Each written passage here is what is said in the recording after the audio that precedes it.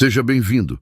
Lembre de se inscrever no canal e ativar o sininho. Assim você nos ajuda muito e receberá a notificação dos próximos vídeos que saírem.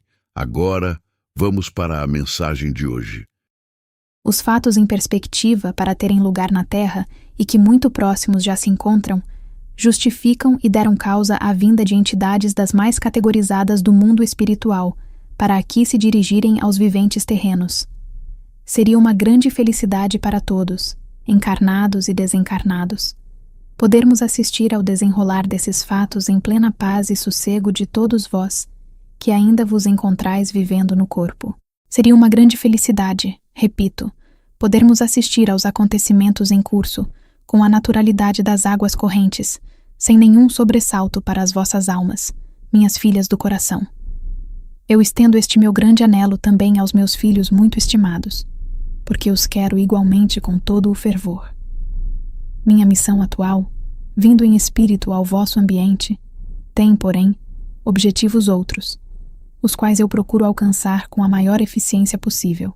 Estes objetivos consistem principalmente no desejo que eu alimento em meu coração de mãe espiritual, de quantos assim me aceitarem, de estabelecer uma ligação bem sólida entre o meu e o coração de todas minhas filhas terrenas, sem distinção de cor nem de origens raciais, a fim de nos empenharmos desde agora numa campanha de assistência espiritual a todos os viventes encarnados que dela necessitem. Meu pensamento é no sentido de estabelecermos uma espécie de correspondência mental, em horas certas cada dia, em todos os pontos do mundo terreno, a fim de nos comunicarmos e nos entendermos sobre todos os assuntos peculiares à vida terrena. Este assunto que apenas estou abordando nestas linhas, espero poder apresentá-lo mais adiante já perfeitamente estudado, dado que o mesmo está sendo convenientemente preparado no alto.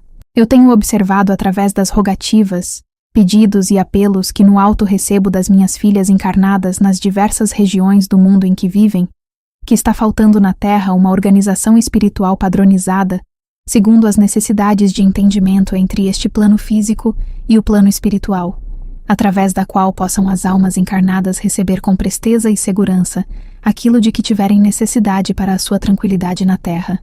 Este tipo de organização está sendo estudado no alto por entidades membros da Corte Celeste, com a inteira aprovação do Senhor Jesus, e eu espero poder oferecer o modelo terreno ainda neste livro, para que o mesmo venha a se firmar também neste plano. Voltarei, pois, ao assunto em capítulo posterior. Desejo ocupar-me agora de assunto que eu considero de grande importância para todas as minhas estimadas filhas terrenas, que é o seguinte. É hoje em dia ponto pacífico no meio terreno a existência de faculdades psíquicas em todas as criaturas humanas, independente do grau de instrução de cada uma. Tais faculdades não foram concedidas por acaso a essas criaturas, e tampouco se revelaram com a espontaneidade do aparecimento da grama em todos os terrenos cultivados ou não. As faculdades psíquicas de que são portadoras quase todas as almas encarnadas foram-lhes concedidas desde séculos em numerosas delas, como meio de poderem acelerar o seu progresso espiritual através do uso que vierem a fazer dessas faculdades, contribuindo com sua prática para o adiantamento dos semelhantes. Acontece, porém, que este assunto não tem sido tratado no plano terreno com o empenho e método conveniente, razão do atraso ainda verificado no progresso espiritual em geral. Existem na Terra faculdades realmente preciosas se convenientemente desenvolvidas e aplicadas. Citarei, por exemplo, esta de que me estou utilizando para conversar convosco por meio da palavra escrita, e que é uma das mais belas de todas. Embora concedida, por assim dizer, a todas as almas encarnadas, ainda é pouco cultivada por seus portadores, quando são tantas as entidades desejosas de falar à Terra por este processo. Tais entidades, possuídas de tal desejo, têm em vista apenas contribuir para a felicidade, paz e bem-estar das almas encarnadas, e jamais a satisfação pura do que eu denominarei de diletantismo.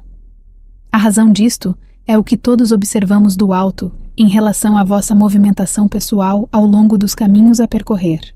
Sabemos por isso que muitos dos erros cometidos pelos seres humanos o são em grande parte devido à falta de uma palavra de esclarecimento espiritual, ao desconhecimento das leis reguladoras da vida universal, o que não sucederia se todos tivessem à mão um maior número de obras mediúnicas fartamente esclarecedoras. Nós bem sabemos da existência de extensa bibliografia terrena, abrangendo quase todos os assuntos do interesse das criaturas que vivem na Terra. Trata-se, entretanto, de obras redigidas segundo determinados programas didáticos, a maioria dos quais se circunscreve ao meio para o qual foram escritas.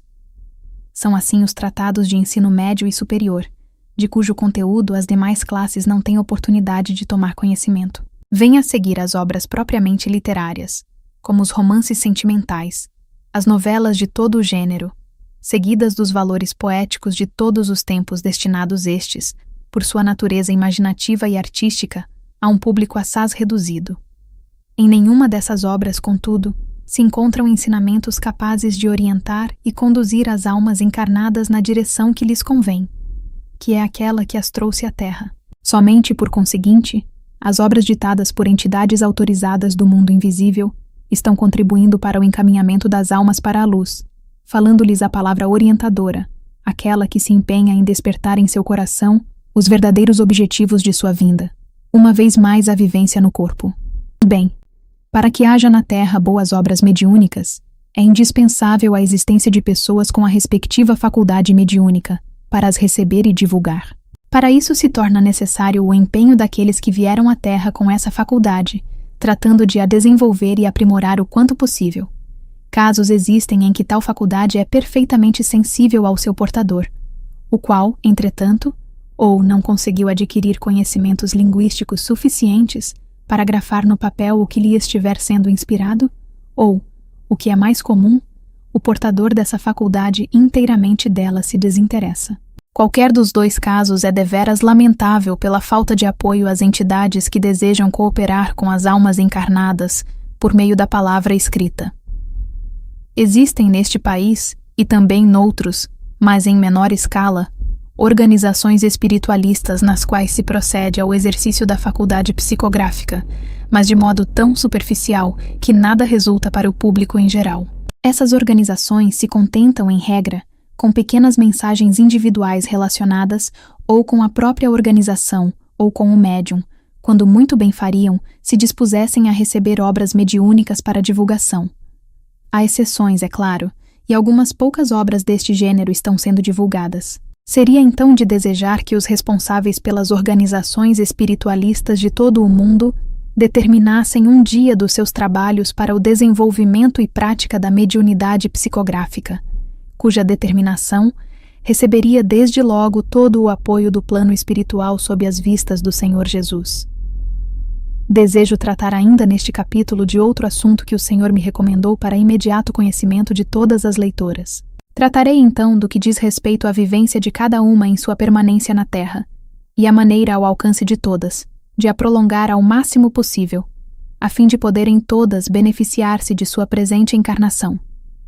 É fundamental, por conseguinte, que haja um método de vida capaz de manter inalterada a saúde do corpo, base do bem-estar e da longevidade.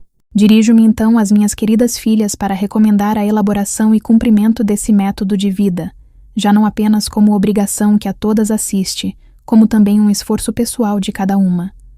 Darei a seguir alguns elementos para esse fim, como contribuição de minha parte, no que diz respeito à mulher dona de casa. Por exemplo, é necessário que a sua mão esteja em tudo quanto se passe no seu lar. Cumpre-lhe ser a primeira a levantar para dar andamento à vida do lar, seja transmitindo instruções às suas servidoras, se as tiver, assistir à preparação da primeira refeição para que marido e filhos com horários certos de trabalho ou estudos possam comparecer em tempo útil. Cumpre à mulher dona de casa acompanhar de perto a vida do lar, se não mesmo fazê-la girar em torno da sua pessoa. É a ela que incumbe determinar o que tenha de ser adquirido em matéria de alimentos, e jamais permitir que isso se faça à sua revelia. Cumpre-lhe, inclusive, organizar sua pequena contabilidade, embora simplificada ao máximo, na qual fiquem registradas todas as despesas feitas com alimentação, vestuário e as que mais houver, e jamais permitir que os recursos existentes no lar sejam utilizados a granel, isentos do respectivo registro. Procedendo desta maneira, a dona de casa cumpre 2 deveres essenciais. O primeiro deles é o de poder apresentar ao seu companheiro, que lhe fornece os recursos, uma relação sucinta dos gastos feitos durante o período, para que o mesmo se capacite sempre mais da excelência da sua companheira de vida terrena, que é a esposa, e continue a considerá-la, se possível, a melhor que poderia ter encontrado.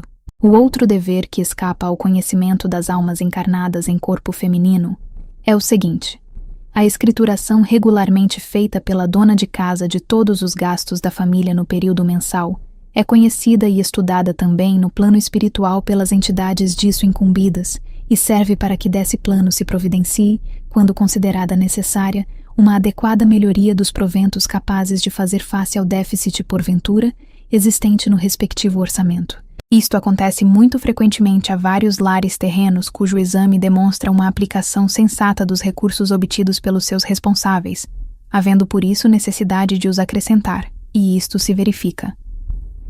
Ao passo que nos lares em que não haja anotação positiva, regular, dos dispêndios efetuados, e tudo se resuma ao esgotamento dos recursos domésticos, nenhuma referência existirá, igualmente, no plano espiritual. Os gastos feitos, por assim dizer, no escuro, levam quantas vezes a família ao desentendimento, com grave prejuízo para todos.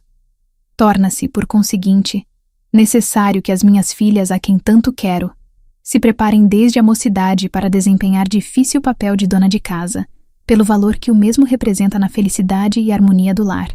Eu falo-vos desta maneira, minhas queridas, por conhecer muitos e muitos lares em que suas donas bem pouco se preocupam com o cumprimento dos deveres apontados, confiando às suas servas ou a terceiros a função que a si mesmas compete. Muitas destas filhas preocupam-se mais com os assuntos da vida social puramente diletante, colhendo da mesma simples entretenimento, em prejuízo quantas vezes da sua felicidade e harmonia no lar. Vejamos a seguir a decorrência em que tal maneira de viver implica. Filhos e filhas deixados entregues às servidoras domésticas ou aos cuidados de terceiros sofrem com a ausência das mães que se divertem fora, recebendo esse procedimento como possível exemplo a adotarem também mais tarde em sua própria vida. Repito, então, filhas queridas do meu coração, habituai-vos ao papel da verdadeira dona de casa como autêntica rainha do lar que ajudastes a construir, uma vez mais, e tratai de apurar na sua administração todas as boas qualidades que possuís, desenvolvendo-as o mais possível para aumentardes assim a vossa felicidade. Tende sempre presente que a vida terrena é muito curta para ser desperdiçada. Cada mergulho dado pelas almas num corpo de carne, seja ele de que sexo for, representa uma concessão feita a cada uma delas pelas forças superiores para ser utilizada no único sentido da sua iluminação. Guardai isto no vosso coração, minhas filhas muito queridas. Espero voltar ao assunto ainda neste livro. Deixo-vos aqui a bênção que o Senhor vos envia por meu intermédio, e a minha própria que eu vos ofereço de todo o coração.